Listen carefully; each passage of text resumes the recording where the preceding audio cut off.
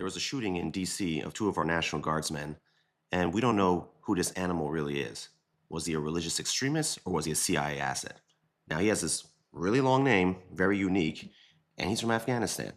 Now, of course, a lot of the regular folk are going to be like, oh my God, Muslims are here. He's trying to kill us. And it's like, okay, we have almost 50 something Muslim countries. Don't you think it's a little odd that the terrorist happens to be from the country that we just ended a 20-year conflict with? So my first thought was, okay, this guy is Taliban. He's here to get payback from us. And then you look into it, and no, he actually worked with US troops. He was with the CIA.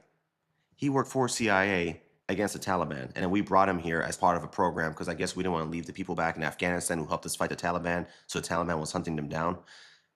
I see the logic in it, but at the same time, there's a lot of questions. Who is this guy? How did he go from our ally to just shooting us up? It doesn't make any sense. We need a full investigation. They need to talk to people who knew him back in Afghanistan, the people who were in charge of him, the people who were dealing with in America right now. Which mosque did he go to? They should go talk to the people at the mosque. Be like, did you notice this guy was acting a bit weird? Did any people from out of state in suits visited him? Did he talk about saying that he hated America? What's going on here?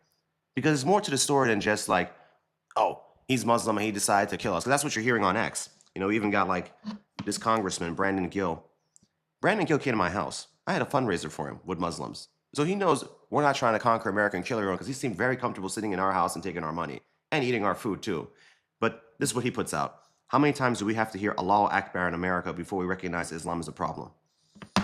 Seriously, dude? Like, the facts are not even all out yet, and then you're doing this?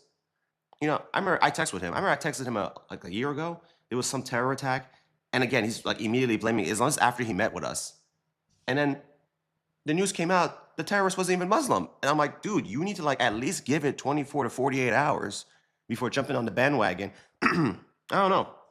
Maybe Israel is giving him 7,000 a post. I don't know. If that's the case, Brandon, I forgive you. Because I don't even think we raised 7,000 for you that day. So fair play, I guess. But these are your members of Congress. No critical thinking. No thinking, wondering like, what's going on? Why is it that the terrorists seem to come from countries that we have been involved in? The Muslim terrorists never seem to come from Malaysia or the Maldives. They don't seem to come from Albania. It just seems to be from the Middle East. But we need a full investigation. Because look at Google Trends, this guy has a weird name. His name was looked up hours before the attack even took place.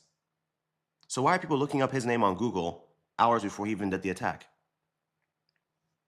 I'm just saying, take a look at yourself. He could just be a crazy person, but we need to figure out exactly what happened.